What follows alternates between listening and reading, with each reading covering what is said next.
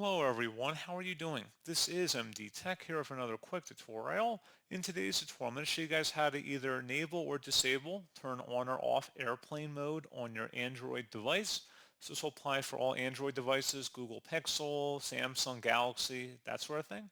So this should hopefully be a pretty straightforward process here, guys. And without further ado, let's go ahead and jump straight into it.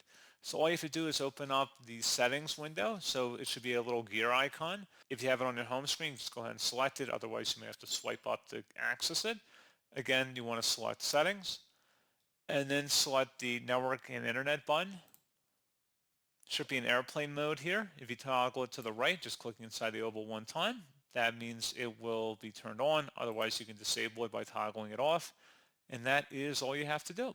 So pretty straightforward process, guys. And as always, thank you for watching. I do hope I was able to help you out, and I do look forward to catching you all in the next tutorial. Goodbye.